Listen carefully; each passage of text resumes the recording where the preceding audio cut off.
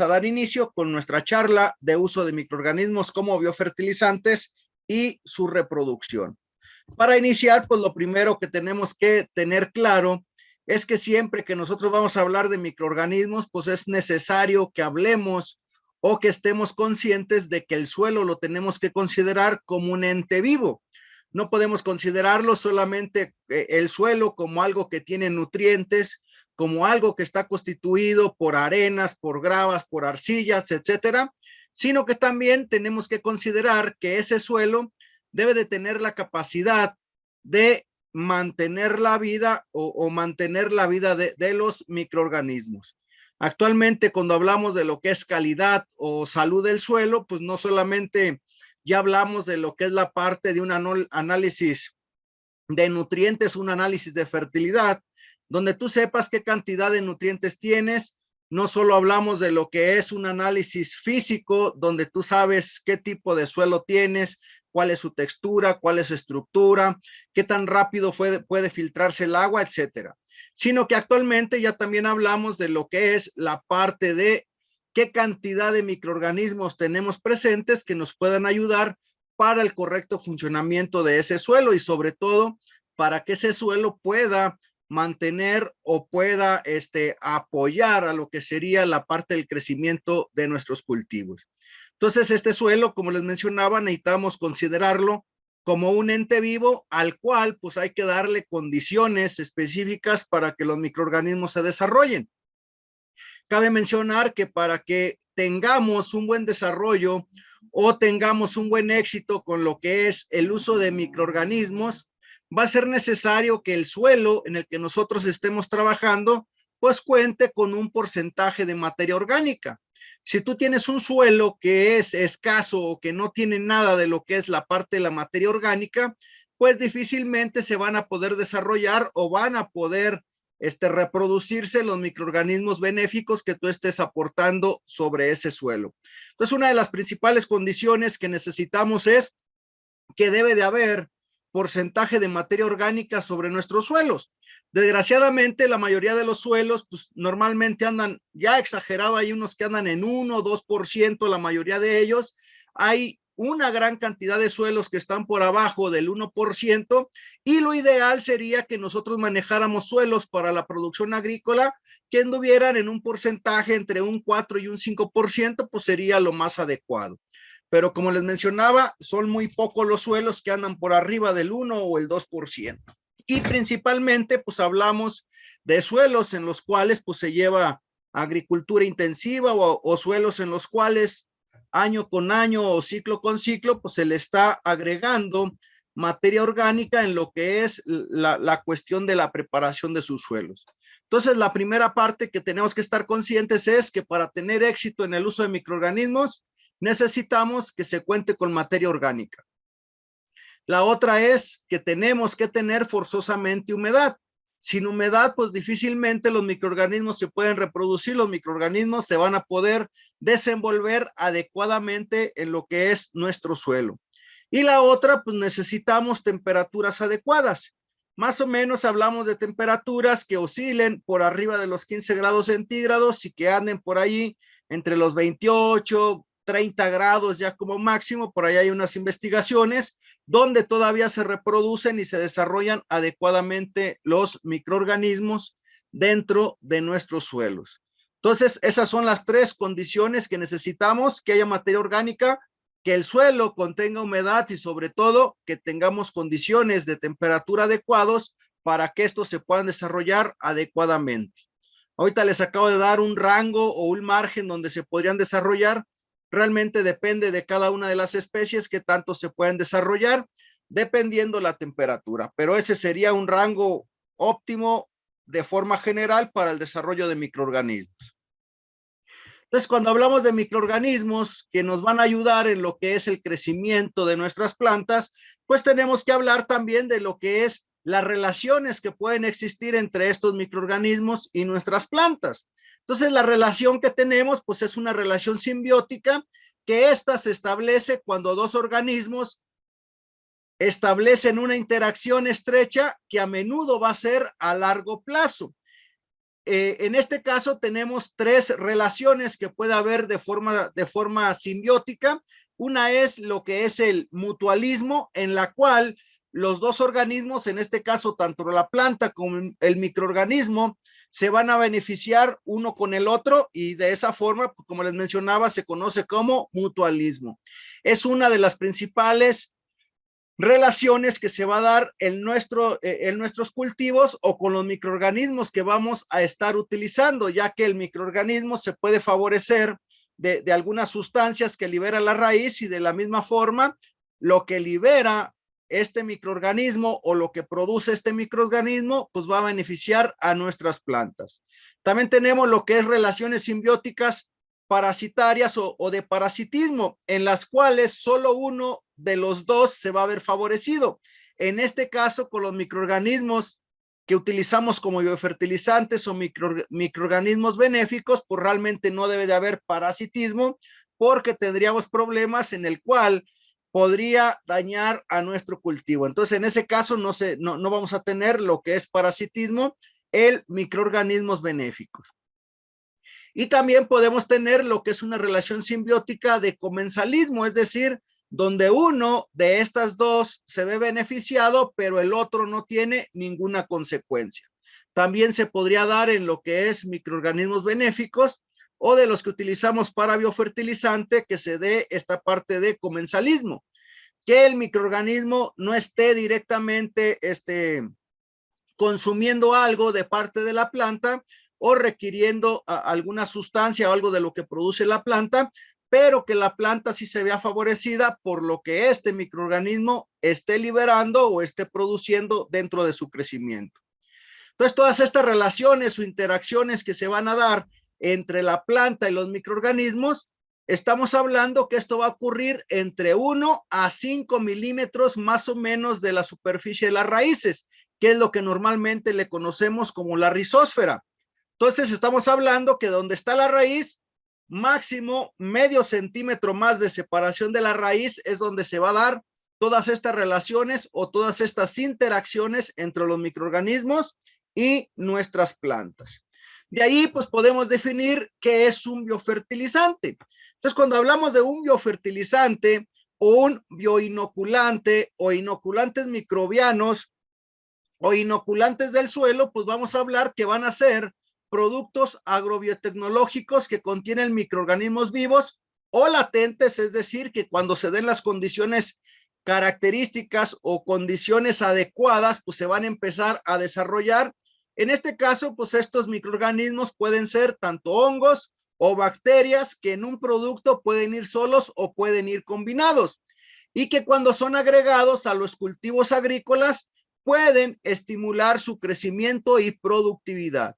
Entonces, cuando hablamos de biofertilizantes, como su definición dice, de bio, habla de vida, habla de que debes de llevar algo vivo específicamente, como hablábamos, pueden ser hongos, pueden ser bacterias. En este caso hay ocasiones, por ejemplo, que a lo que es, por ejemplo, lombricomposta, le llaman biofertilizante, a lo que es bioles, lo que son abonos orgánicos líquidos como los bioles, también hay veces que le llaman biofertilizantes.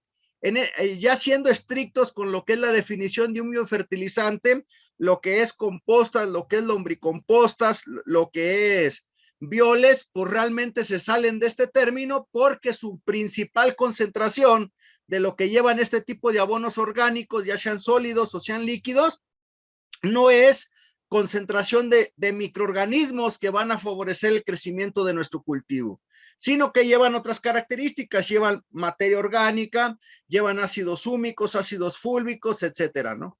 Entonces, biofertilizante va a ser todo producto el cual está formulado o está elaborado con lo que son microorganismos vivos, entre ellos pueden ser hongos o pueden ser bacterias. Y dentro de esos microorganismos, pues tenemos varias clasificaciones. Podríamos decir los microorganismos que van a incorporar nitrógeno a nuestro sistema planta y suelo, por ejemplo, mediante la fijación biológica del nitrógeno.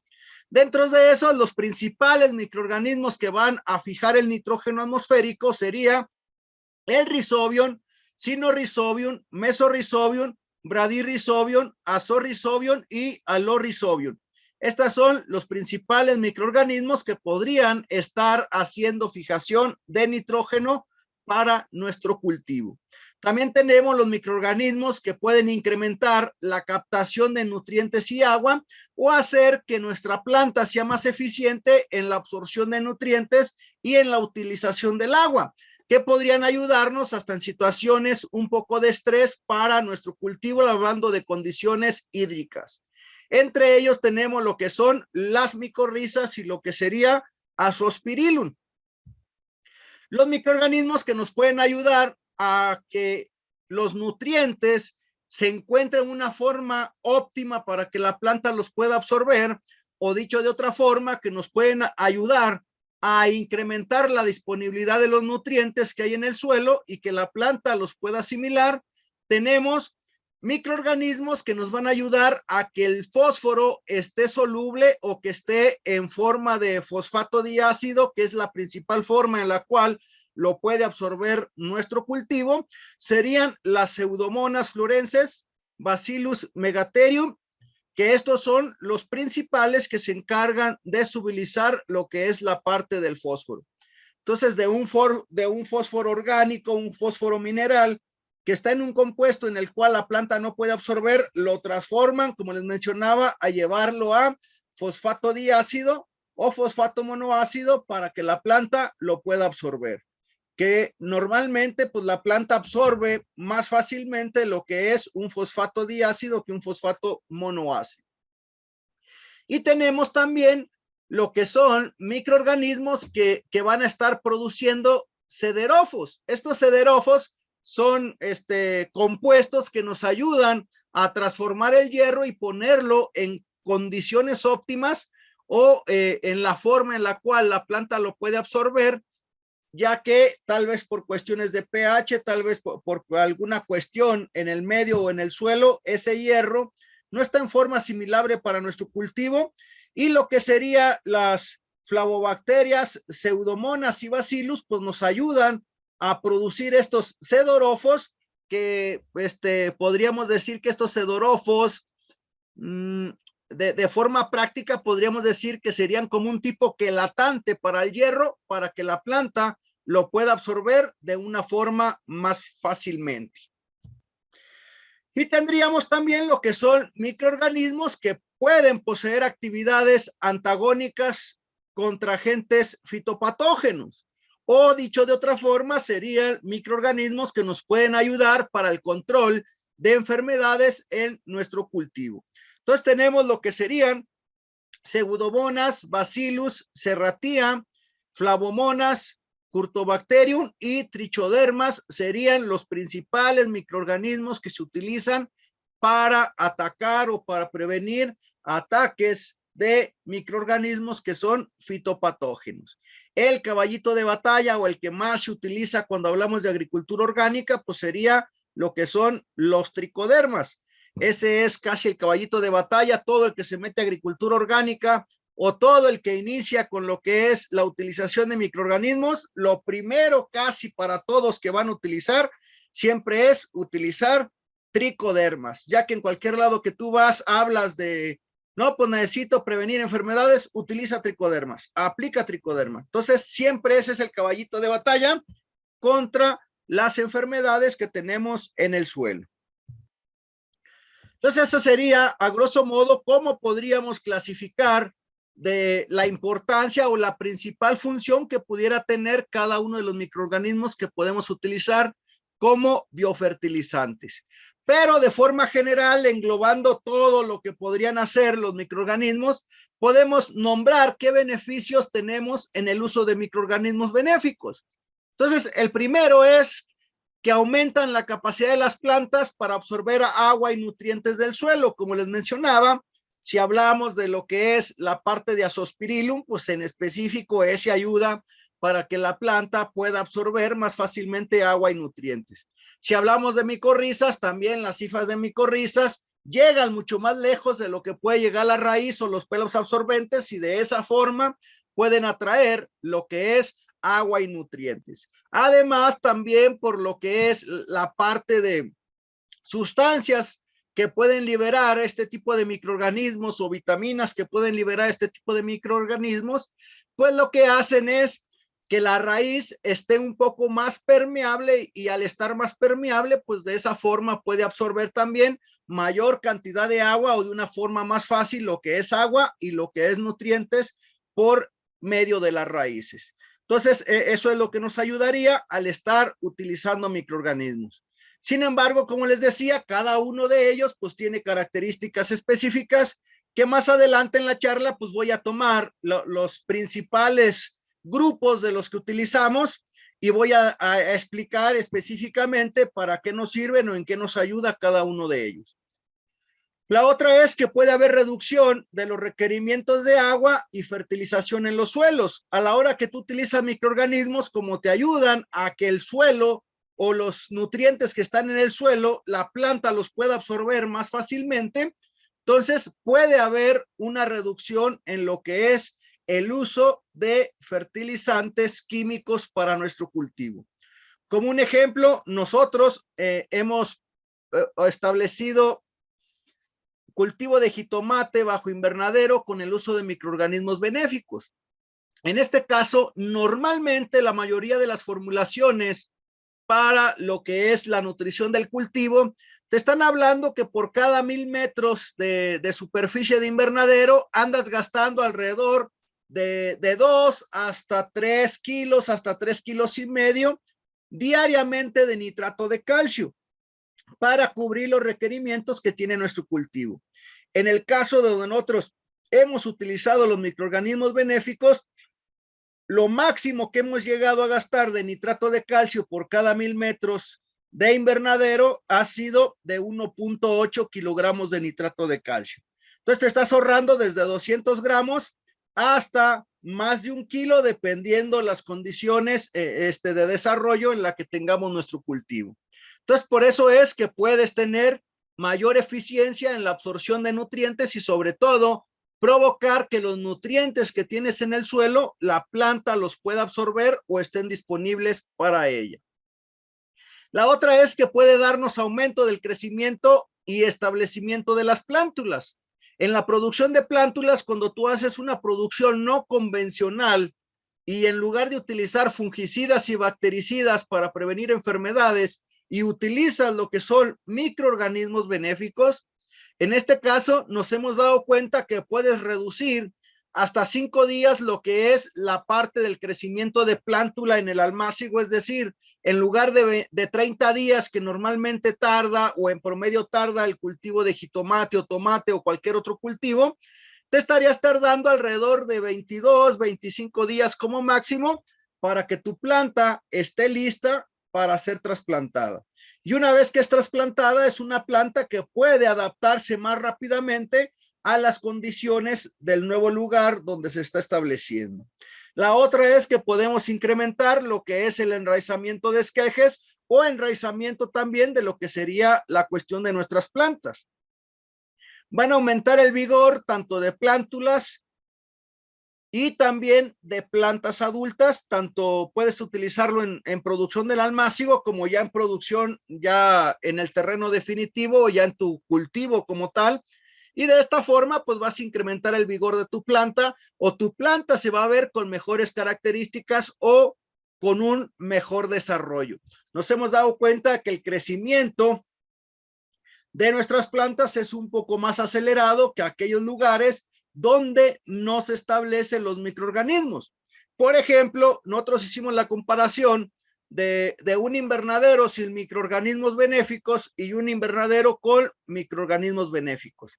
El invernadero que no tenía microorganismos benéficos lo trasplantamos 15 días antes que el invernadero que establecimos con microorganismos. Al paso de un mes de establecido uno y otro, ya la planta del que trasplantamos 15 días después, pero con microorganismos, ya había dejado atrás en lo que era crecimiento a la que se había establecido 15 días antes. Entonces, sí hay una gran diferencia con respecto a lo que es el crecimiento de nuestros cultivos. Dicho de otra forma, en el caso del cultivo de jitomate o tomate, nos hemos dado cuenta que mientras cultivos que están en producción bajo suelo sin microorganismos, cuando ellos van a un crecimiento de 5 a 6 racimos aproximadamente en su crecimiento normal, cuando tenemos el uso de microorganismos benéficos, podemos andar en el racimo 7 o hasta el racimo 8 en su crecimiento en el mismo periodo o en los mismos días. Entonces, esa es la diferencia que tendríamos con respecto a que te da mayor vigor o tienes mayor crecimiento, tanto en plántulas como ya en el cultivo establecido o crecimiento normal. Y la otro beneficio que tiene, pues es que tenemos biocontrol de fitopatógenos. Este control, pues se puede dar de diferentes formas. Los microorganismos pueden desarrollar o pueden producir sustancias que nos ayuden directamente a controlar este tipo de patógenos, o solo por lo que es competencia por espacio y competencia por alimento, estarían controlando o manteniendo a raya todos o la mayoría de los microorganismos fitopatógenos. Podemos reducir lo que son los tiempos de cosecha y extensión de tiempos de producción. Entonces, en este caso, lo que es reducir los tiempos de cosecha, como les decía, en cuestión de crecimiento en el cultivo de jitomate, pues si ya estás, en lugar de tener 5 o 6 racimos, ya vas en el racimo 7 o 8, entonces ahí ya nos habla que tu planta ha crecido más o menos lo que sería alrededor de 30 centímetros a 50 centímetros más de plantas que no han utilizado microorganismos. De la misma forma, pues también se adelanta un poco lo que es la cosecha, ya que pues el tamaño y crecimiento del fruto se dio desde antes, y pues de esta forma podríamos adelantar un poco lo que es la parte de la cosecha. No se adelanta gran cosa, estamos hablando 5 a 7 días, pero si lo adelanta 5 o 7 días, pero ya el crecimiento va más de alrededor de 15 días con respecto a un crecimiento sin microorganismos, pues ya es considerable el incremento que pudieras tener con respecto a la producción. Y la otra es que al tener plantas más vigorosas, pues puedes extender un poco el tiempo de producción. Es decir, si voy a dar un ejemplo X, si tu planta pues duraba nada más 2 meses cosechándole, pues a lo mejor lo puedes alargar a 2 meses y medio, casi 3 meses de estarle cosechando por el uso de microorganismos.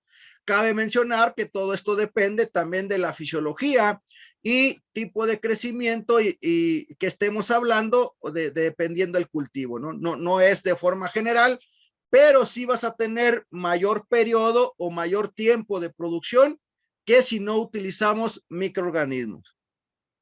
Vamos a tener incremento del rendimiento en los cultivos, ya sea campo abierto, ya sea bajo invernadero, en cualquier lugar donde tú apliques microorganismos, puede haber ese efecto de incrementar el rendimiento. Sin embargo, hay que tener unas consideraciones a la hora que nosotros estamos aplicando los microorganismos.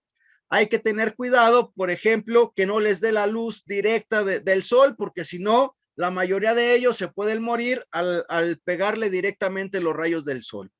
La otra puede aumentar lo que es la calidad del frutos al poder absorber más fácilmente agua, más fácil nutrientes, pues de la misma forma podemos tener mayor calidad de fruto.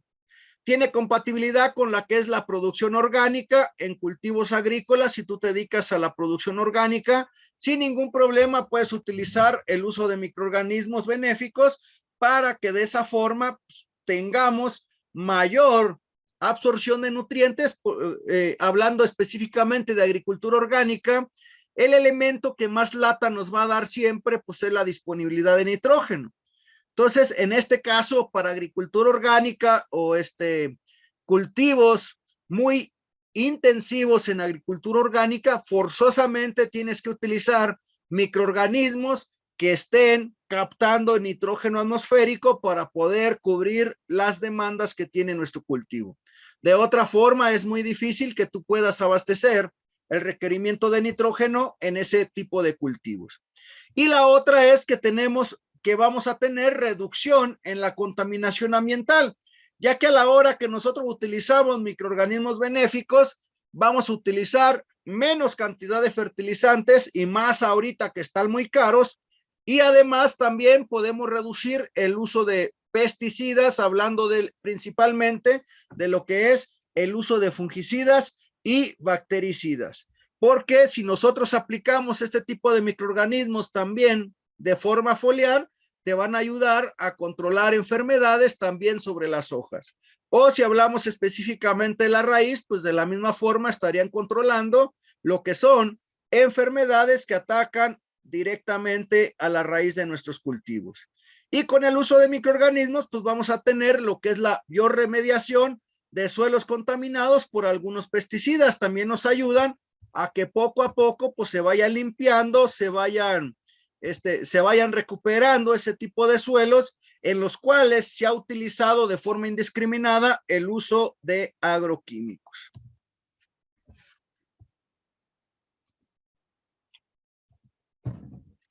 Entonces, como resumen o de una forma gráfica, ¿qué es lo que nosotros buscamos cuando utilizamos microorganismos benéficos? Normalmente esta sería la situación de un cultivo el cual se ha utilizado indiscriminadamente lo que es el uso de agroquímicos, ya sea fertilizantes, ya sea fungicidas, bactericidas, etcétera. Y tenemos un montón de sitios en los cuales pueden llegar microorganismos fitopatógenos, ya sean hongos, ya sean bacterias, a atacar a nuestro cultivo. Entonces, todos esos lugares, principalmente, por ejemplo, si tú hiciste una desinfección química de tu suelo y después de haber realizado esa desinfección química de tu suelo, no repoblaste o inoculaste tu suelo con microorganismos benéficos, el siguiente ciclo, después de que tú desinfestaste, estableces tu cultivo, vas a tener los mismos problemas iguales o peores de los que tuviste el año pasado o el ciclo pasado. Porque solo desinfectaste, pero a la hora que estableces tu cultivo, se quedan los mismos lugares o los mismos sitios donde pueden atacar las enfermedades.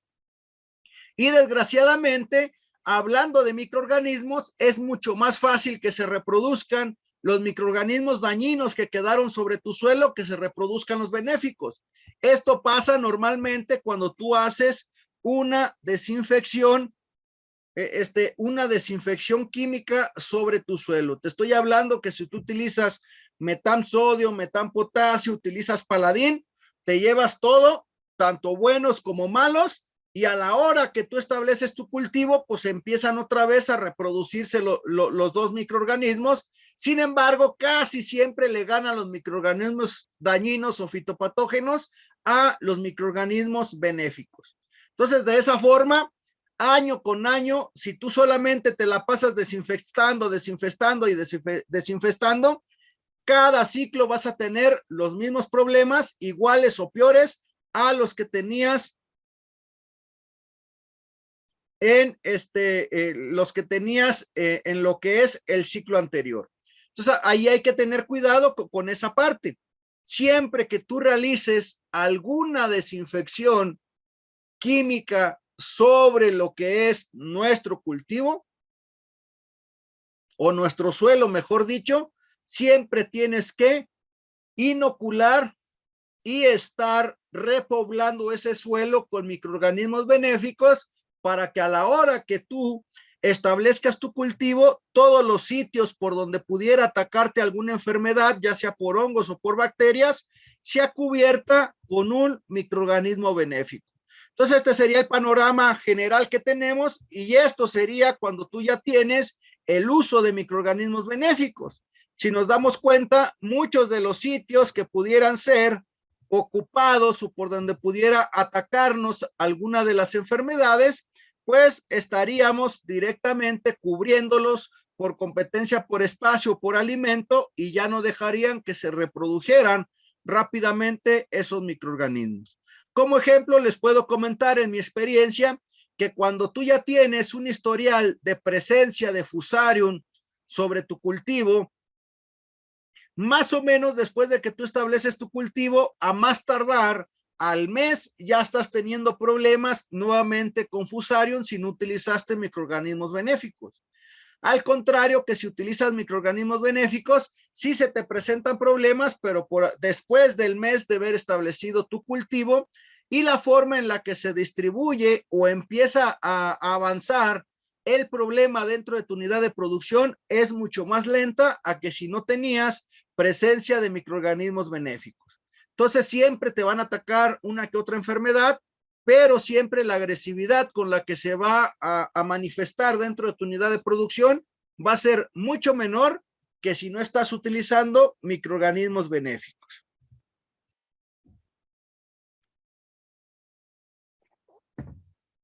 ¿Y cuáles son los mecanismos de acción que tenemos en los microorganismos?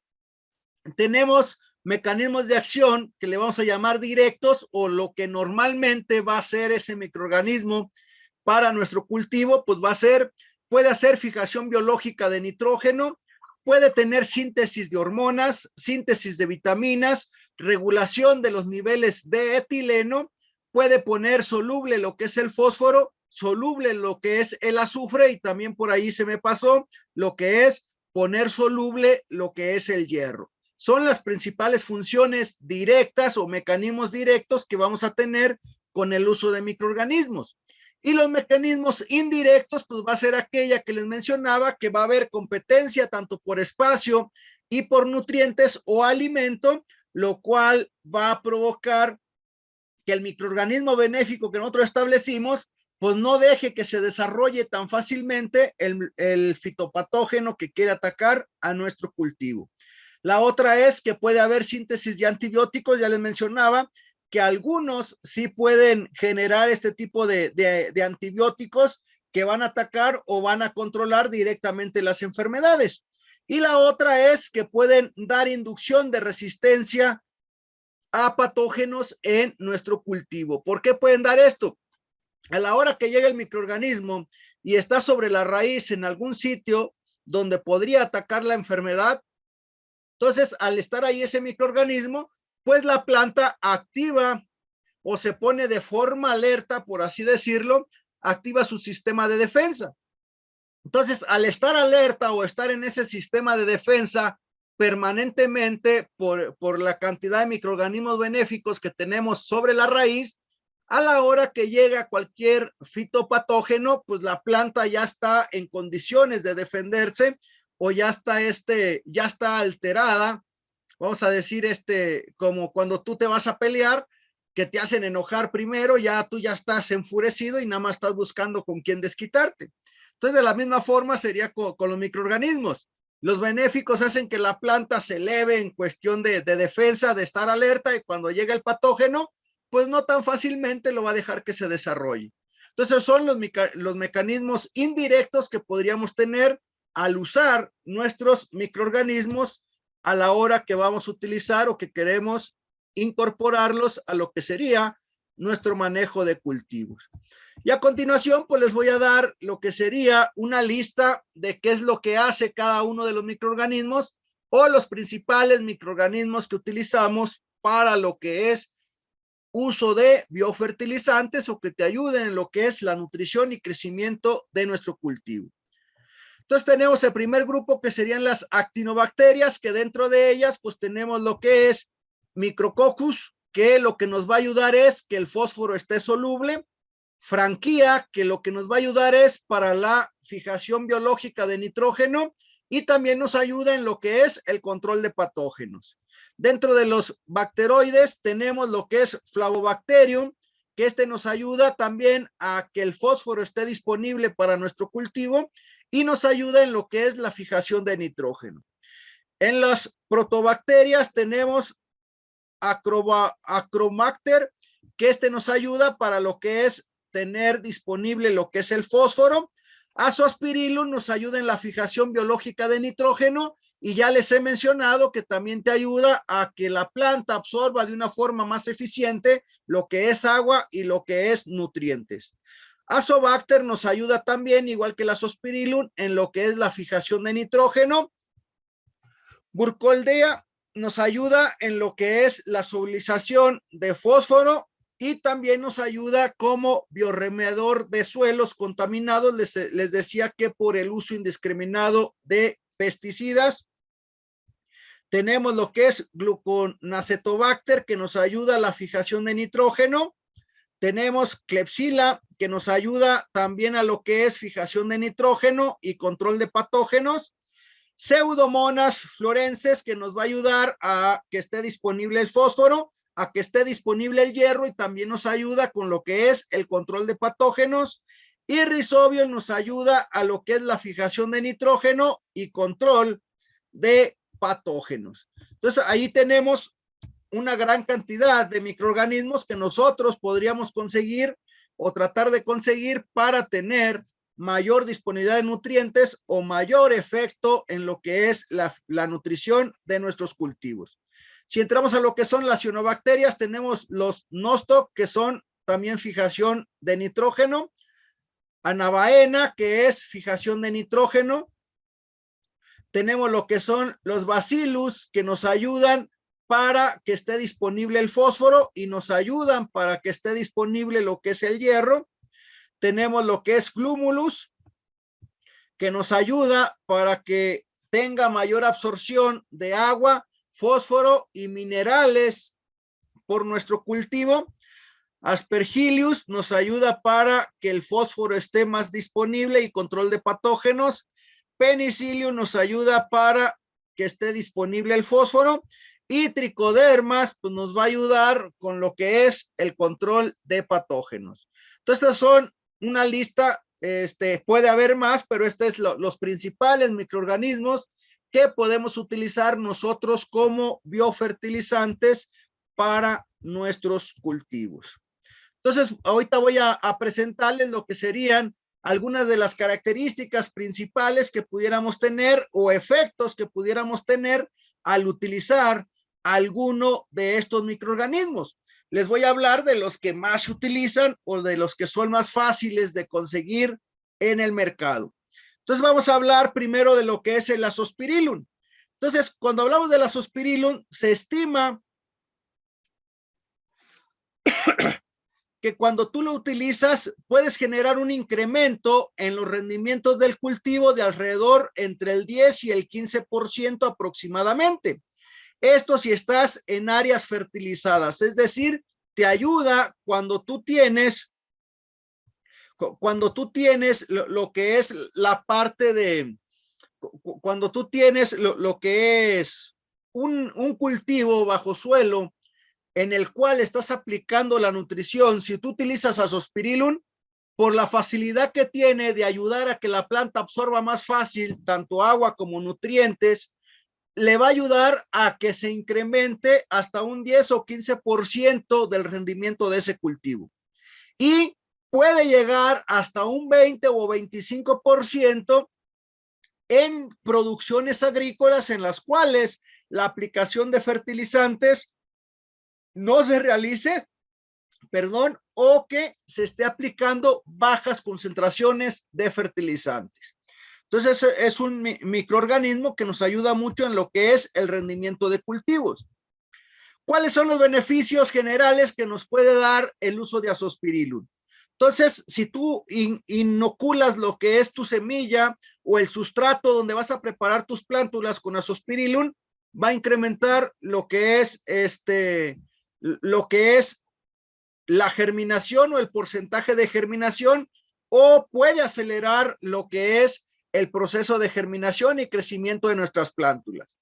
Va a aumentar lo que es el tamaño de hojas y de planta de forma general, así como el peso seco de la planta, es decir, vas a tener plantas más grandes y de la misma forma vas a tener plantas más pesadas. No quiere decir que tu planta va a tener pura hoja, sino que al final de cuentas se va a presentar de que tiene mayor acumulación de materia seca. Te ayuda a lo que es emisión de un mayor número de retoños. También vamos a tener mayor cantidad de botones florales, de espigas y de granos y mayor peso de los mismos. Mayor cantidad de nitrógeno en raíz y en granos. Incrementa la longitud de lo que son la parte de las raíces. Incrementa el tamaño y número de raíces laterales, lo cual nos va a ayudar a que la planta pueda explorar mayor cantidad de suelo o mayor cantidad de superficie. Incrementa el peso seco de la raíz incrementa el número, densidad y aparición de pelos radiculares y también tiene estimulación de los exudados radiculares. A ver, por ahí hay unas preguntas.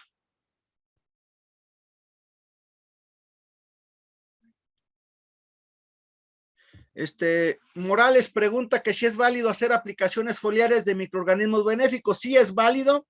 Los microorganismos benéficos te ayudan a lo que es prevención de enfermedades de forma foliar. Entonces es válido, pero aquí la recomendación es, a mi punto de vista, o como nosotros lo hacemos, las aplicaciones foliares deben de ser por la tarde-noche. Una vez que ya ha pasado o no tenemos tanta incidencia de rayos solares, porque como les mencionaba, pues va a haber muerte de lo que es la mayoría de los microorganismos al estar en contacto directo con los rayos del sol. Entonces, normalmente la aplicación se hace o muy temprano o muy tarde. A mi punto de vista, pues los hacemos por la tarde para que surja efecto sobre las hojas. La otra es que debemos de tener a la hora que tú haces aplicaciones foliares, pues debemos de estar buscando que haya alta humedad relativa, si no, pues de nada sirve que apliques microorganismos y por falta de humedad relativa, pues tu microorganismo se muera. Lo ideal es que estemos por arriba del 60% de humedad relativa para que se desarrollen adecuadamente, se desarrolle o no se vaya a morir por deshidratación nuestro microorganismo. Preguntan que si el cultivo de fresa con cascarilla y escoria sería útil usar microorganismos o no tiene sentido. Sí, siempre que tú tengas un sustrato, normalmente cuando se utilizan microorganismos en lo que es hidroponía, y más si hablamos, por ejemplo, de lo que es hidroponía orgánica, aunque muchos lugares dicen que no existe, pero lo que es Estados Unidos y lo que es Canadá sí certifican lo que es hidroponía orgánica. Entonces, en ese caso, forzosamente necesitamos nosotros un sustrato que sea orgánico, como el que usted menciona ahorita, que es con cascarilla. Hay ocasiones donde esa cascarilla se le mezcla algo de lombricomposta o algún otro abono orgánico para dar un poco más de nutrientes. Pero ya al meter cascarilla, pues estamos hablando ya de lo que es un material orgánico donde se podrían desarrollar nuestros microorganismos y darnos darnos los beneficios que les estoy mencionando. Cabe mencionar que no va a ser tan espléndido el efecto que vas a tener en sistemas hidropónicos con sustratos que el que puedes tener el suelo por las condiciones que les mencioné al inicio con respecto al crecimiento y desarrollo de estos microorganismos. Lorena dice que en caso de Azospirillum, entonces es mejor usarlas sin fertilizantes. No, realmente el uso de los microorganismos, en este caso el Azospirillum, lo que nos ayuda es que se absorban de una forma más eficiente lo que tú estás aplicando. En este caso, el ejemplo que yo les mencionaba es que si tú ya utilizas fertilización, te puede ayudar a incrementar el rendimiento hasta un 10 o 15%. Y si no se utiliza fertilización, te ayuda a incrementar hasta un 20 o un 25%.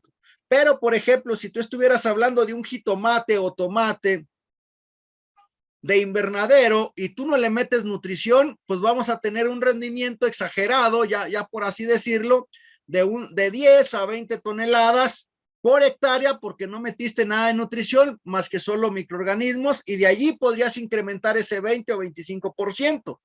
A diferencia que si tú estás en suelo, metes lo que es la nutrición, que en promedio en los invernaderos andan más o menos a lo que es aproximadamente, dependiendo la tecnología que manejen, andan desde las 22, desde las 220 hasta las 350 toneladas aproximadamente del cultivo de tomate o jitomate. Entonces, de esas 22 a 35 toneladas, tú le vas a incrementar todavía un 10 o un 15% más por el uso de Azospirillum. Entonces, ahí es donde nosotros recomendamos que sí se utilice lo que es la fertilización, porque tú ya estás teniendo un rendimiento con lo que es la parte de la fertilización y aparte vas a incrementar lo que es el rendimiento de tu cultivo. Ya si nos vamos más a profundidad, ahorita más adelante les voy a presentar un ejemplo, pero ya cuando nos vamos más a profundidad, no solo es que ya haya fertilizantes, pero como los usa más eficientemente o te ayudan a tener disponibles más fácil los nutrientes, si tú haces análisis de lo que es pasta saturada o análisis de la solución del suelo, es donde viene la parte que no solo te incrementa el rendimiento de tu cultivo, sino que también te va a reducir el uso de fertilizantes para la nutrición de tu cultivo. Entonces, hay dos formas allí donde te están atacando. Entonces, yo recomiendo siempre combinar uso de fertilizantes con el uso de microorganismos. Inés dice que si tengo experiencia con los microorganismos de montaña, sí, nosotros hemos utilizado tanto microorganismos de montaña y microorganismos comerciales. Los dos nos dan muy buen resultado. El microorganismos de montaña solo hay que saberlos hacer de una forma adecuada para tener resultados y más que nada evitar contaminación de lo que es nuestro suelo o estar incorporando microorganismos que no nos benefician en nada. Entonces ahorita al final les explico un poquito de cómo hacer microorganismos de montaña, lo que podemos encontrar en internet, cómo lo hacemos nosotros de forma práctica y de ahí en adelante pues ya les mencionaré cómo lo hemos utilizado y qué experiencias tenemos. Dice que las aplicaciones en goteo puede hacer a cualquier hora, sí, las incorporas a la hora que tú tengas tus riegos. Esta pregunta de Morales está muy buena. Dice que si las aplicaciones de microorganismos son constantes en pequeñas cantidades o se deben de hacer solo en una sola aplicación muy concentrada. Cuando nosotros hablamos de aplicación de microorganismos y más cuando hablamos de cultivos de alto rendimiento o producciones intensivas, vuelvo a regresar otra vez a lo que es la parte de producción en invernadero o de jitomate en invernadero. La aplicación de microorganismos debe de ser cada 20 a cada 30 días aproximadamente, ya que como les mencionaba, si no tienes buena concentración de materia orgánica, no tienes buena humedad o las temperaturas no son las adecuadas, pues los microorganismos que tú estás aplicando se reproducen un poco, pero no logran abastecer o no logran aportar todo lo que nosotros queremos sobre nuestro cultivo. Y para tener protección en lo que es la parte de enfermedades, es necesario que estemos aplicando cada 20, cada 30 días en suelos en los cuales tú ya tienes un historial de aparición de fusarium, de problemas con lo que sería la parte, lo que sería la parte de nemátodos, por ejemplo, ya de cajón tienes que estar aportando cada 20, cada 30 días como máximo. Si no tienes este tipo de problemas, pues te puedes ir más tiempo, máximo hasta los 2 meses de estar repoblando constantemente lo que es los microorganismos.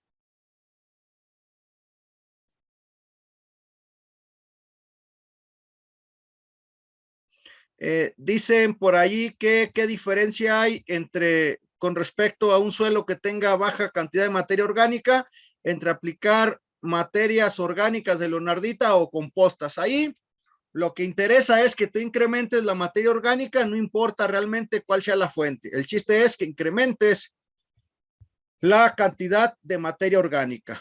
Ya ahorita dosis y eso, ahorita les digo más o menos cuánto es de forma general para la mayoría de lo que vamos a estar viendo.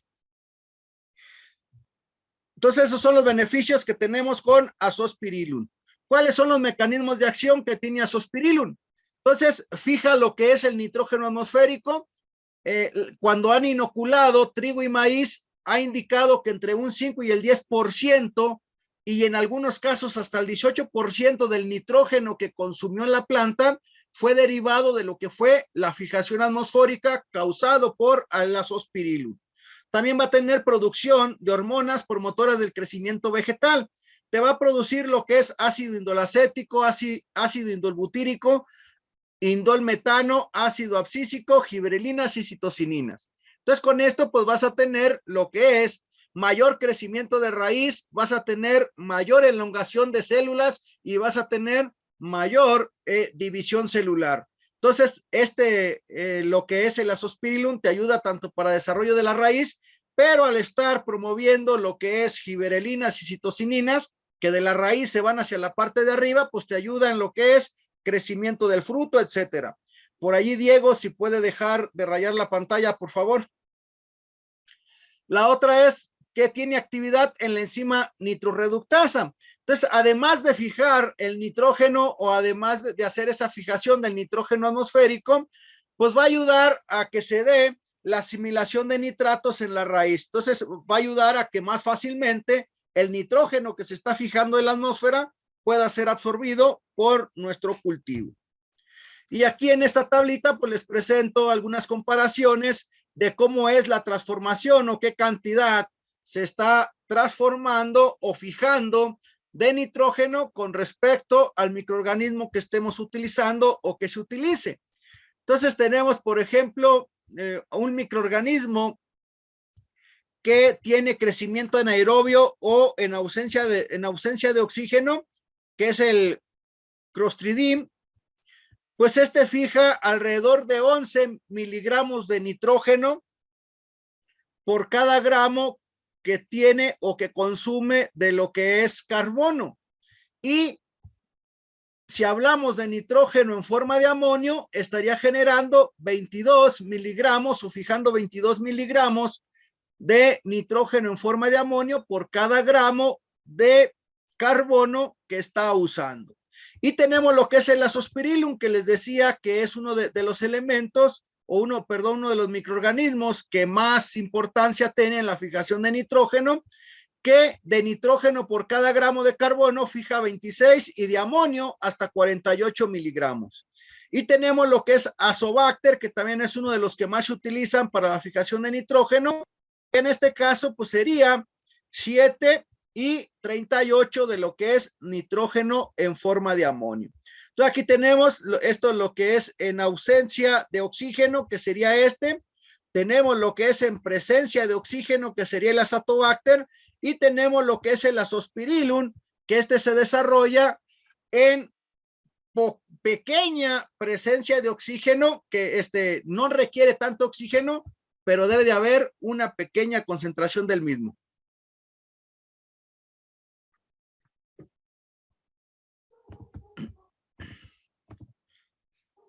A ver, permítanme, voy a dejar de compartir y vuelvo a compartir para que se borre ahí la línea que estuvieron colocando. Pasamos a lo que es la parte de Azotobacter.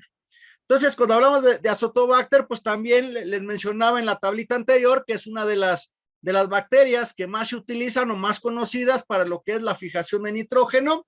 Las que más se utilizan es Azotobacter crocomuk, Vinelandi y Paspali, son las más utilizadas para la fijación de nitrógeno. Y se ha llegado a describir cepas que asimilan hasta 15 miligramos de nitrógeno por cada gramo de fuente de carbono utilizada. Entonces, en este caso, aquí se me pasó decirles lo que es el Azotobacter utiliza glucosa para generar lo que es el nitrógeno, y lo que es el Azospirillum utiliza malato como fuente de energía para producir ese nitrógeno.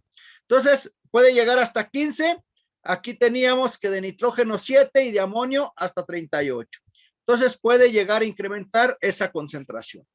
Y también se ha demostrado que Azotobacter pues es capaz de sintetizar sustancias como giberelinas, citocininas y auxinas, además de aminoácidos, vitaminas, antibióticos y fungistáticos que en conjunto van a promover el desarrollo y la producción de nuestros cultivos. Entonces, si nos damos cuenta, Azotobacter no solo te ayuda a fijar nitrógeno, también te estimula el crecimiento tanto de raíz y del cultivo en general, y además nos sirve para lo que es el control de enfermedades porque genera antibióticos y fungistáticos que estos sí van a controlar o a impedir el desarrollo de los demás microorganismos. ¿Qué resultados se han tenido, por ejemplo, en Azotobacter en el cultivo de tomate? Entonces, en la producción de plántulas se tuvo de un 30 al 40% de aumento en la población de plántulas, es decir, se incrementó el porcentaje de germinación, se acelera el desarrollo de las plántulas de 7 a 10 días, teniendo mayor altura, hasta un 30% más que las que no tenían Azotobacter, el diámetro del tallo fue hasta 40% más, el número de hojas un 20% más, la longitud de las raíces que tuvieron alrededor de 2.2 centímetros en promedio, y la masa del, seca o el peso seco de nuestras plantulitas fue más en un 52% de las que no tenían Azotobacter. El número de flores fue mayor en los campos que se inoculó con Azotobacter, y la fructificación de las plantas que tuvieron Azotobacter fue más temprano y se logró incrementar hasta un 25% el rendimiento de este cultivo. Y la calidad de los frutos pues fue superior tanto en peso y en diámetro para cada uno de nuestros cultivos. Por ahí dicen de que no estoy compartiendo pantalla. Sí la tengo compartida. No sé si todos la están viendo o no la están mirando.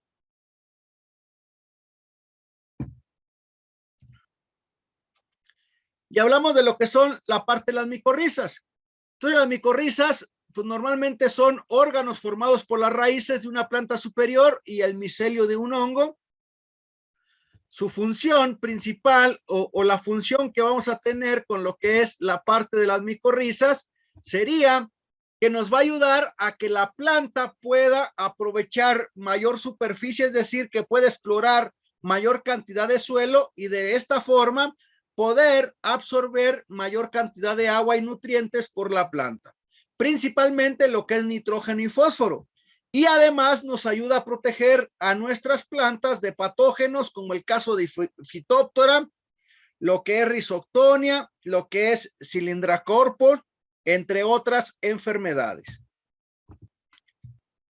Se ha estimado que aproximadamente el 95% de las especies vegetales pueden establecer de forma natural o constante relaciones simbióticas con hongos del suelo.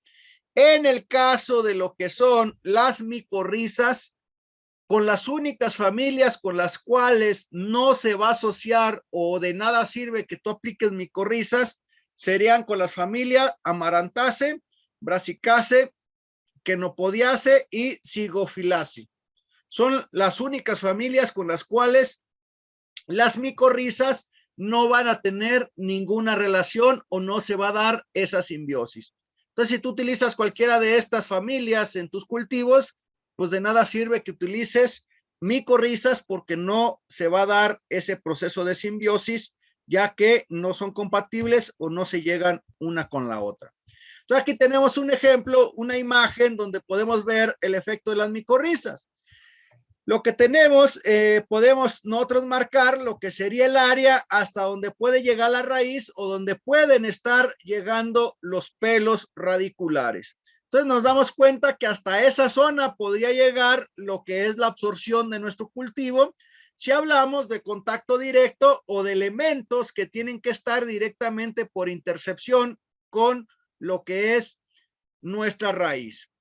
Y ya cuando tenemos lo que es las micorrizas, gracias al desarrollo que tenemos de las micorrizas, pues ya la zona o el área que podemos explorar pues es mucho más grande, no solo hasta donde llega la raíz o los pelos absorbentes, sino hasta donde llegan las hifas de ese hongo, los cuales pueden atraer lo que son nutrientes, lo que es agua, como les mencionaba, principalmente nitrógeno y fósforo para nuestro cultivo. Entonces, es una de las ventajas que tenemos, que es como si le pusiéramos un brazo o una extensión a las raíces para que puedan jalar más agua y más nutrientes. El otro microorganismo pues sería el Bacillus subtilis. Entonces, el Bacillus nos va a producir también lo que son citocininas, auxinas y ácidos necesarios para el crecimiento de la planta. También nos ayuda a solubilizar nutrientes, puede solubilizar lo que es fósforo, lo que es, puede poner también de forma asimilable lo que es el hierro, nos puede producir lo que es antibióticos, que en este caso pues nos ayudan para lo que es el control de enfermedades, de los cuales pues pueden ser fengicina, surfactina y diferentes iturinas que van a impedir el desarrollo de otros microorganismos. Entonces, Bacillus nos ayuda tanto para absorber nutrientes como también para estimular el crecimiento de nuestra planta por lo que produce de citocininas y auxinas, y además nos ayuda a prevenir enfermedades. ¿Qué enfermedades nos puede ayudar a prevenir? Bueno, te puede ayudar a prevenir lo que es Rhizoctonia, Fusarium, Pythium, Botrytis, Phytophthora, Roselina, Armilira, Sigatoka, Sclerotinium, Alternaria y otra gran cantidad de hongos y bacterias que pueden estar atacando a nuestros cultivos. Entonces, todas estas enfermedades ya está comprobado que con el uso de Bacillus subtilis tú podrías estar previniendo el ataque en tus cultivos. Y el otro microorganismo pues sería lo que es el tricoderma. Pues el tricoderma es uno de los microorganismos, como les mencionaba, más utilizados en lo que es la agricultura orgánica y principalmente, o la principal función que tiene es la prevención de enfermedades. Entonces, este hongo es muy territorial, rápidamente se expande, rápidamente se desarrolla o se establece sobre la raíz y sobre el suelo, y lo que nos va a ayudar es a controlar o a prevenir lo que es Fusarium, lo que es Phytophthora, lo que es Rhizoctonia, además de una gran infinidad de otro tipo de hongos, ¿no? De la misma forma, Tricoderma se utiliza mucho para lo que es la prevención y el control o manejo integrado de lo que serían nemátodos sobre nuestros cultivos. Entonces, esos serían los principales microorganismos. ¿Qué vamos a hacer o qué tenemos que hacer con los microorganismos a la hora de manejar? Ya les había mencionado, no debe de exponerse a los rayos directos de luz, ni tampoco a altas temperaturas. Esas altas temperaturas nos referimos por arriba de los 30 grados centígrados principalmente. Si nosotros lo aplicamos sobre semilla o vamos a inocular nuestras semillas, lo ideal es que se siembre inmediatamente o a más tardar en las siguientes 24 horas. Si no, puedes tener deshidratación de tu inóculo y al final de cuentas que se mueran la mayoría de microorganismos. Si el producto se aplica al suelo o al follaje, hacerlo en las primeras horas del día o por la tarde, por lo que les mencionaba, altas temperaturas o la luz directa que le puede dar a nuestros microorganismos. La otra, no se debe de aplicar si la humedad del suelo es deficiente. Ya les había mencionado que para el buen desarrollo de todos los microorganismos necesitamos forzosamente que haya humedad o que el suelo esté húmedo para que realmente se estén reproduciendo y estén trabajando nuestros microorganismos. La otra es que debe de asegurarse una buena penetración del producto antes de colocarlo en el equipo de aplicación. Bueno, ahí ya son pruebas. Como decían, si lo aplico por riego por goteo, pues no hay problema, lo vas a aplicar y rápidamente pues se va a la parte del suelo. Si es por medio de estacas, pues mucho más rápido. Si es foliar, pues también hay que cuidar esa parte, ¿no? Debemos de utilizar la cantidad apropiada o recomendada del producto dependiendo de la etiqueta. Eso es de cualquier producto. Sin embargo, el microorganismo, pues no tenemos problema. Entre más leches, pues más amigos tenemos para controlar principalmente lo que es plagas, más que nada lo que es enfermedades. Siempre debemos de almacenar el producto a la sombra y en un lugar fresco. Recordemos que estamos hablando de microorganismos benéficos y estos son microorganismos vivos, entonces no los puedes tener en el sol, debe de estar en un lugar fresco y bajo la sombra. ¿Qué es lo que pasa actualmente? Tú vas a una tienda de agroquímicos y como esto del uso de microorganismos está reciente o se ha puesto de moda, pues está como en las tiendas los dulces para los niños, está luego a la entrada donde les da todo el sol, etcétera. Entonces, si tú ves que está sobre el sol el producto que te van a vender que es de microorganismos, mejor ni lo compres porque lo más seguro es que ya ni microorganismos tiene. Entonces, esos productos deben de estar siempre en lugar fresco y de preferencia sobre la sombra. Y la otra es que debes de utilizarlo antes de la fecha de vencimiento que dice la etiqueta. Sin embargo, la mayoría de los productos que tú puedes encontrar, por ejemplo, si habláramos de productos comerciales, la mayoría de ellos te los etiquetan de la misma forma como te etiquetan cualquier fungicida o bactericida de formulación química. Es decir, desde el día que lo envasan hasta el día que tú lo puedes aplicar, te dicen que son 2 años. Eso es falso.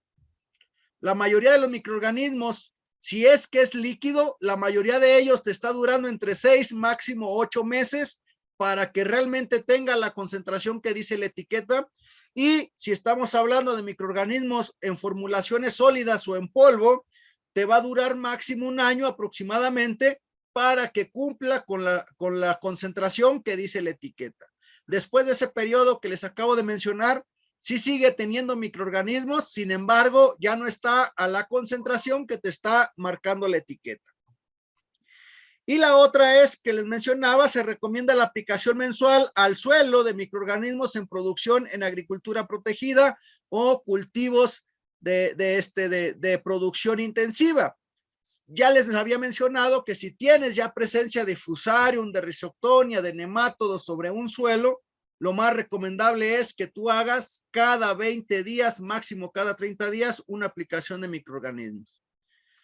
De allí, máximo te puedes ir cada 2 meses. Si tienes un frutal, pues en el frutales te puedes ir a hacer unas 6, 7 aplicaciones en el año, 5 aplicaciones en el año, pues ahí las podemos esparcir un poco más, ¿no? Pero en cultivos intensivos y con este tipo de historiales, no más de 1 mes para estar repoblando con microorganismos benéficos. Y aquí les muestro un ejemplo de un cultivo que tratamos con lo que es el uso de microorganismos. Es una planta de jitomate. Ahí tiene poquito menos de 15 días después del trasplante. Aquí tenemos lo que es 15 días después del trasplante, ya está próximo a abrir sus primeras flores. Y lo que buscamos, por ejemplo, en la producción de plántula con el uso de microorganismos es generar esta cantidad de pelos absorbentes como se ve aquí en la fotografía. Esto es lo que nos ayuda, o esto es lo que hacemos normalmente con el uso de microorganismos, generar todos estos pelos absorbentes para que la planta pueda absorber más fácilmente tanto agua y nutrientes. Y aparte de eso, pues lo que es la parte de la floración o bifurcación, como vemos aquí en el cultivo de jitomate o tomate, pues se debe de dar con una nutrición balanceada y también se da por lo que es la cuestión de temperaturas frescas, temperaturas entre 15 y 18 grados centígrados después de un día, de una temporada cálida, es decir, de temperaturas por arriba de los 28 grados, de repente lo bajas a 15, 18 grados durante el día, pues te va a dar esta situación de bifurcación o mayor cantidad de flores por cada racimo. Entonces, esto no es de un producto mágico, no es resultado de los microorganismos que esté así con tanta cantidad de flores, pero lo que sí podemos lograr con los microorganismos es que si ya están las flores, que si la planta está vigorosa y tiene la capacidad de echar todas esas flores, pues que tenga la capacidad de soportar y llenar casi todos los frutos o toda la cantidad de flores que tenemos, que sean frutos, la mayoría de ellos de calidad de primera, como se muestra ahí en las fotografías. Y eso nos lo da el vigor que le podemos dar con respecto al uso de microorganismos. Y aquí tenemos un ejemplo de ese mismo cultivo que les mencionaba, que les mostré las fotografías anteriormente de plantas a doble tallo. En este caso, lo que hicimos para este cultivo fue aplicar alrededor de 40 toneladas de abono orgánico. En este caso fue composta para la cual utilizamos lo que era estiércol de vaca. Y lo que se hace, o lo que la mayoría de nuestros productores que asesoramos hacen, es lo que es la parte de la biofumigación. Entonces, lo que hacemos es abrimos lo que es la cama de producción, agregamos lo que es nuestro abono, agregamos residuos de cereales, puede ser de maíz, de trigo, de arroz, etcétera, del que tú lo encuentres. Podemos agregar también lo que es hojas o material vegetal de cualquier brassicacia, puede ser col, coliflor, brócoli, lechuga, etcétera. Y podemos utilizar, en el caso de que tengan nemátodos, pues utilizar también dentro de ese preparado, podemos utilizar lo que es restos vegetales o de flores de lo que es la flor de muerto o cempasúchil o tajetes para los que son de otro país. Lo ponemos en nuestra cama, preparamos, cerramos nuestra cama y ahí hacemos la composta in situ, que es lo que es la parte de la biofumigación para desinfectar nuestros suelos. De allí nosotros inoculamos nuestro suelo con lo que es tricodermas, con lo que es Bacillus subtilis, con lo que es Azospirillum. Esos son los microorganismos que utilizamos para el desarrollo de nuestro cultivo. Ya si tuvieras nemátodos, pues tendrías que mandarle lo que es Phacelomilesis. pero lo que es Azospirillum, lo que es Tricodermas y lo que es Bacillus subtilis lo estamos aplicando cada 20 días. Se aplica mínimo 2 días antes de establecer nuestro cultivo, de preferencia 5 o 8 días antes lo estamos agregando para humedecer nuestras camas de producción, para que los microorganismos se empiecen a colonizar la materia orgánica que ya agregamos anteriormente. Siempre mantenemos húmedo el sustrato o el suelo, aunque no esté la planta, y ya cuando establecemos nuestro cultivo, pues ya tenemos una gran población de microorganismos. Se establece el cultivo y en este invernadero, pues contamos con lo que es un laboratorio portátil para hacer análisis de la solución del suelo.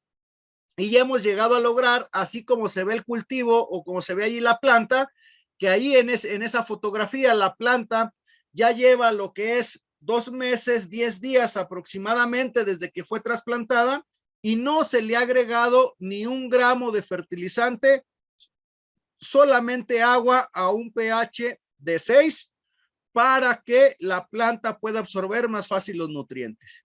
Y con la aplicación de más o menos los 40 toneladas por hectárea que les mencionaba, de abono que aplicamos al inicio en la preparación de camas, más el uso de los microorganismos benéficos en nuestros análisis de la solución del suelo, siempre teníamos la cantidad de nutrientes que requería nuestra planta hasta esa fecha. De ahí en adelante ya empezamos a aplicar nutrición o fertilización química después de los 2 meses, 10 días. La mayoría de los cultivos, cuando aplica solamente fertilizante, les mencionaba que cuando llegan a más o menos a los 2 meses, tienen apenas alrededor de lo que sería unos 6, 5 racimos aproximadamente. Si nosotros contamos, sería 1, 2, 3, 4, 5, 6, este va por el 7 y este estaría como por el 8 acá las plantas más grandes. Entonces, con lo que es el uso de microorganismos, les decía que podemos andar a los 2 meses, ya puedes andar más o menos, dependiendo condiciones ambientales, entre el racimo 7 y 8 sin ningún problema, cuando en las mismas condiciones ambientales, sin el uso de microorganismos, andas entre el racimo 5 y el racimo 6. Entonces, va muy acelerado lo que es la parte de crecimiento. Y aparte, sin agregar nada de fertilizante, como les mencionaba, hasta dentro de más de 2 meses. ¿Cómo podemos hacer eso de no agregar nada de fertilizante? La única forma de que tú no agregues nada de fertilizante va a ser que tú tengas análisis de la solución del suelo o de pasta saturada para saber realmente qué cantidad de microorganismos se están liberando o están disponibles para nuestro cultivo, ya sea de la materia orgánica o del suelo, que nos están ayudando los microorganismos para que la planta los absorba. Entonces, ahí sí es necesario, para jugártela a no aplicar nada, tienes que tener forzosamente los resultados de un análisis.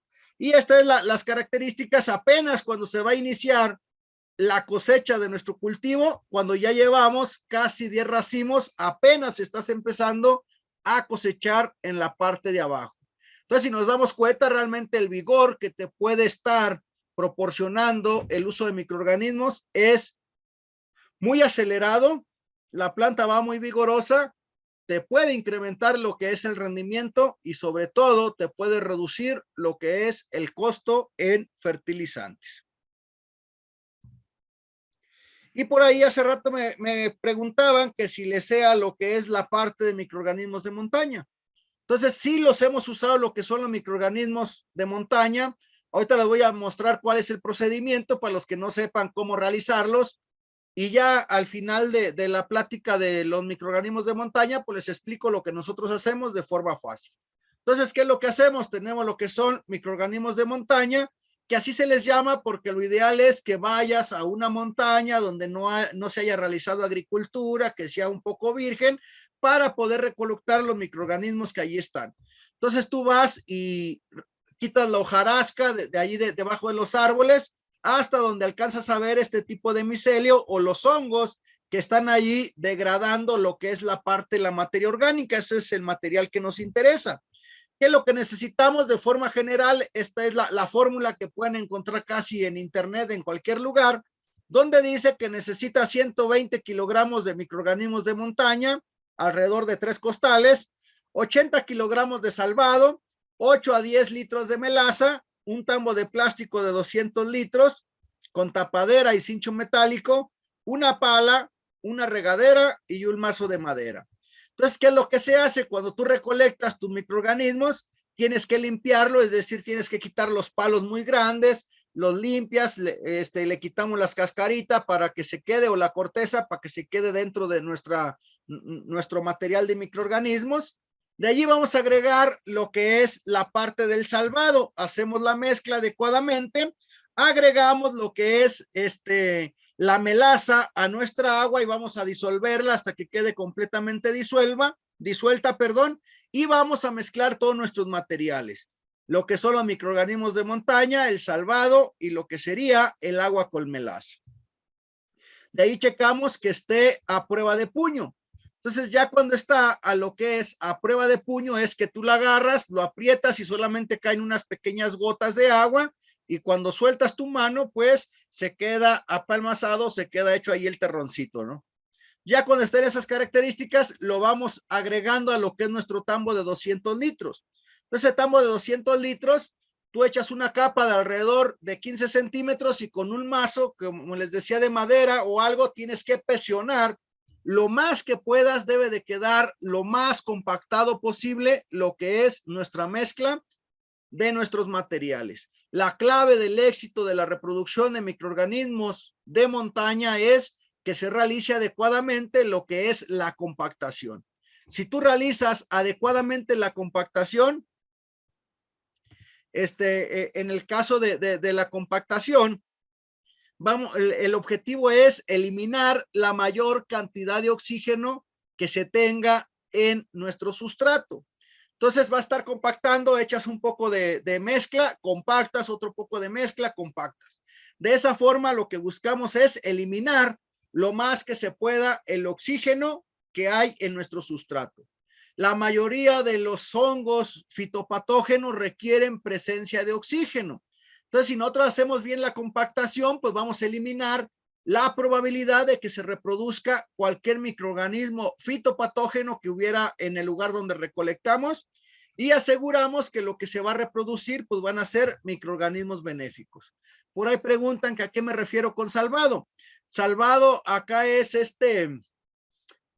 un material que se utiliza para alimento de ganado. Viene en polvo, normalmente está hecho con un poco creo que trae un poco de maíz, trae un poco de la mazorca de maíz, también viene molida, me parece.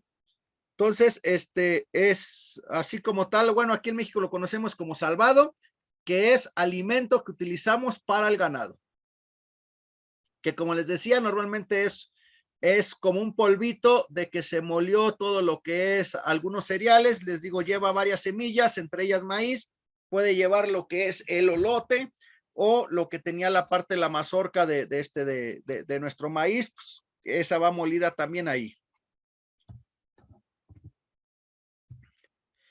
Y este es el ejemplo de cómo quedaría más o menos 20 a 30 días después de que establecimos nuestro cultivo de microorganismos. Aquí tenemos dos ejemplos.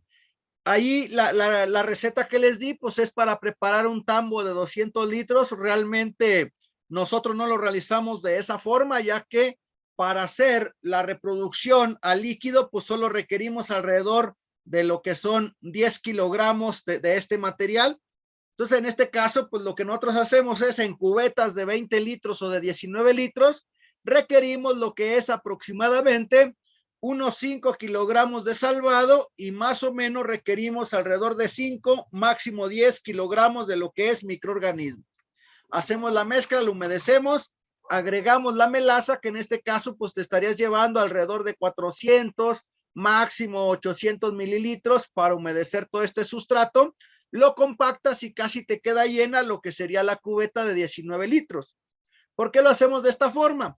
Porque a lo que es la parte de lo que es la parte de a los 20, 30 días que ya se formaron los microorganismos, lo que hacemos es cortamos la mitad lo que vamos a hacer es cortar la mitad de ese sustrato o de esa cubeta y la mitad nos la vamos a llevar para lo que es la reproducción en líquido o utilizarla para lo que lo necesitemos.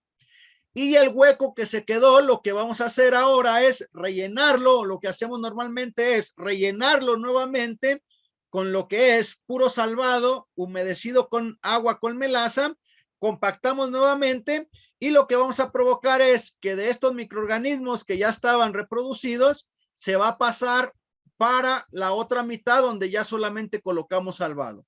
Y así nos la vamos llevando. A la siguiente vez, pues ahora nos llevamos esta otra mitad que ya lleva más días allí en reproducción y nos quedamos con la última que era ya puro salvado. Y de esa forma, pues vamos manteniendo lo que es nuestra colonia de microorganismos. Si no, tendrías que ir cada mes a estar recolectando microorganismos nuevamente para poder utilizarlos o para poder mantenerlos en tu unidad de producción.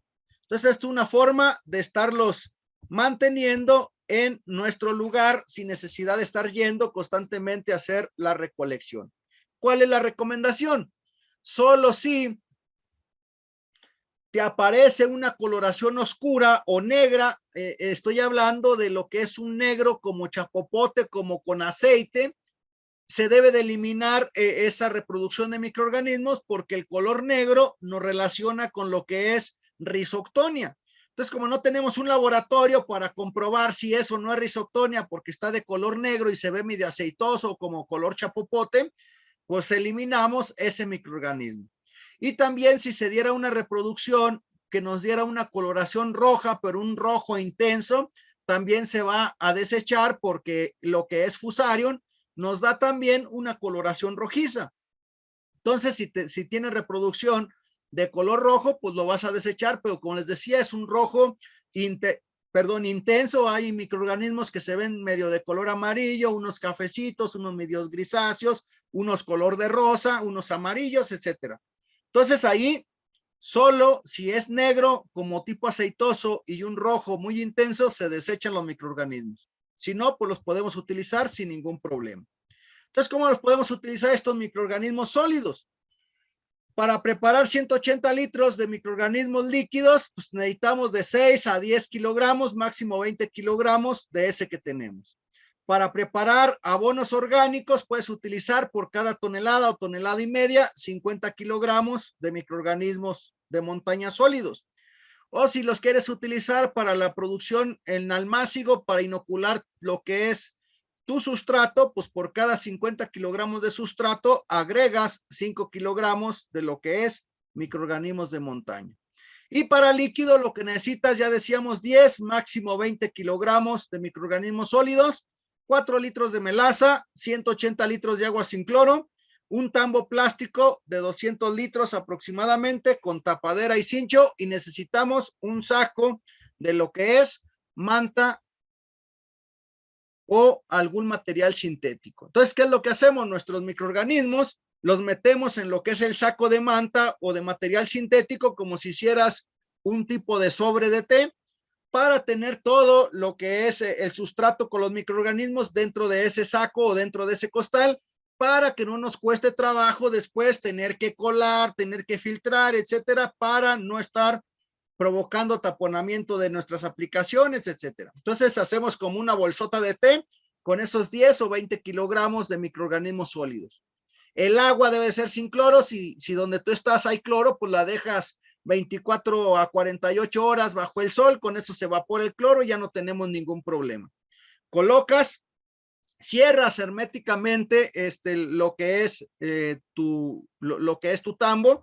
También en se cerraba herméticamente. Lo que queremos es que no haya oxígeno para que no se reproduzcan los microorganismos dañinos. Entonces, en este caso lo cerramos. En este caso, cuando hablamos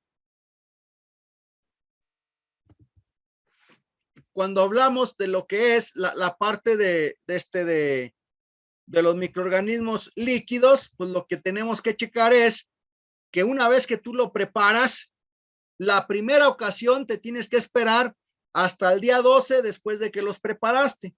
Entonces tú puedes ir a moverlos si quieres o lo dejas completamente hermético y los puedes utilizar hasta el día 12. Antes de eso, lo que se está reproduciendo no te sirve para nada con respecto a microorganismos benéficos. Más o menos del día 10 en adelante se están reproduciendo hongos y se están reproduciendo bacterias, que es lo que nos interesa, y se utiliza entre el día 12, máximo el día 15, después de que tú estableciste tus microorganismos líquidos. De ahí, después de los 15 días, lo único que se están produciendo son levaduras, ya casi no tienen lo que son hongos o lo que son bacterias. Te sirve como remediador de suelo, pero no te va a servir como biofertilizante. Entonces, en este caso, cuando tú vas a tomar de los microorganismos líquidos o activación que hiciste de esos microorganismos, debe de ser entre el día 12 y el día 15 después de que tú preparaste o ya estableciste tus microorganismos líquidos. De ahí vas a sacar unas 3/4 partes del agua de ese tambo, vuelves a rellenar nuevamente con agua y con melaza y te esperas. Ahora entre el día 10 y día 14 vuelves otra vez a utilizarlos, vuelves a sacar la misma cantidad de agua, vuelves a rellenar, vuelves a sacar, vuelves a rellenar. Entonces, eso lo hemos hecho hasta 3 veces, es decir, podemos durar durante un mes sin ningún problema sacando y sacando microorganismos líquidos.